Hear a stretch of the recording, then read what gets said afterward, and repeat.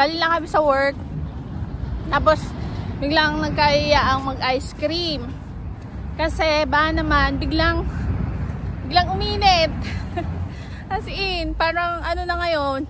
Summer na agad. Parang 14 yata ngayon. Or 15. 15 degree. Mainit. Tapos nakaganto pa kami. Tapos naglakad na kami papuntang Kaufland. Ayan. Ice cream. Ano lang yan? 15. So, bumili na rin kami ng madaming sale ngayon sa Kaufland.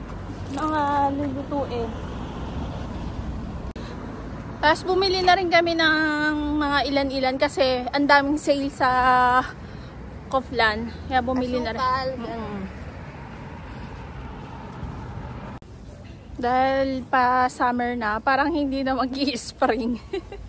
Diretso na. Diretso na. Pero i-spring muna bago summer. Abangan nyo na yung mga cherry blossom. Yeah. So may mga lugar dito na tumutubo yung mga bulaklak na magaganda, yung mga sa cherry blossom, mga ganon. So marami na rin naglalabas ang mga motor ngayon. Yung mga magaganda. Oo, yung mga Harlem na gano'n. Tapos, yung mga iba naman, yung mga sasakyan din nilang magaganda. Nakalabas na. So, kasi, kung napapansin nyo, yung mga dati pag winter, madumi yung mga sasakyan. So, ngayon, marami na magpapa-car wash na. Diyan na magsisimula yung pa-car wash. So, magiging malinis na. Hindi pa kami nakapag-car wash. Siguro sa pagpunta na lang namin sa Prague. Tsaka antay. So, yan. Ang init na talaga. Ang sakit na sa balat. Sa mukha. Kaya masarap-sarap din maglakad. So, nakaganto kami ng jacket. Pero manibis na lang to. Hindi na to, makapal. Mas bonnet. Kasi nga yung pagpasok namin sa umaga, malamig pa sa umaga. Malamig pa. Pero pagdating sa 1, 2 ganun. Pero pagdating na ng tanghali, yan na, ang init na. Ngayon, pause na yung kilikili ko. So, bukas mas mainit. 17 ata bukas. Parang biglang init talaga. Kaya enjoy na natin to. One eternity later. Hi guys. Hi guys. Ang laki na naman. Ang init. Gusto ko na ng winter. Alam mo yung biglang summer? Biglang tumaas. Grabe. 18 degrees. Tapos yung araw as in talagang yung sikat na sikat. Masakit sa ulo. Sakit sa balat, kasi parang nabigla. Wala man lang yung kahit man lang mahangin sana. Meron sa umaga talaga, malamig pa rin. Pero, tingnan nyo, ang init talaga ngayon. Nagre-reklamo ka nung lumig. Tapos ngayon, magre-reklamo ka din.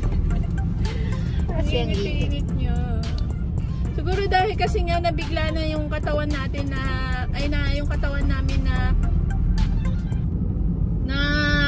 sobrang lamig, di ba? Itong mga nakaraang araw lang. Tapos biglang ito na sobrang init. 18 agad.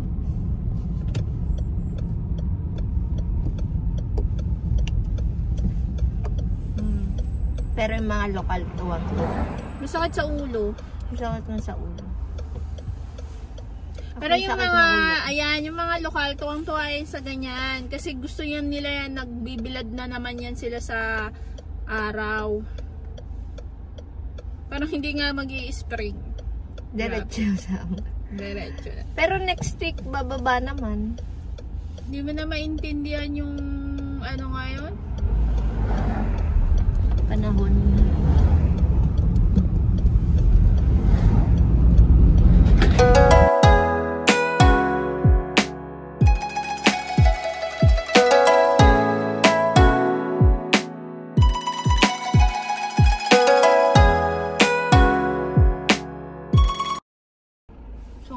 yung OT namin, guys. Unti lang yung ano namin.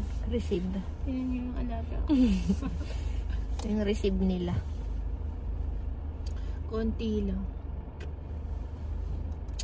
Walang OT, konti lang ang sahod. Nag-iisip na nga kami, guys. Maghanap. Pero kaya pa naman.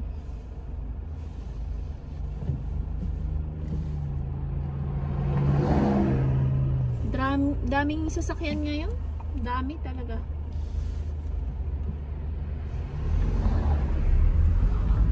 Tapos yung tulay, oh.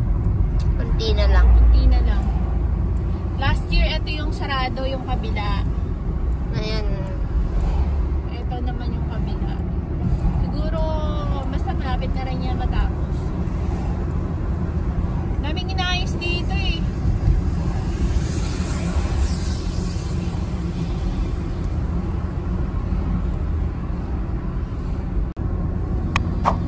Sobrang bilis lang makauwi pag walang traffic.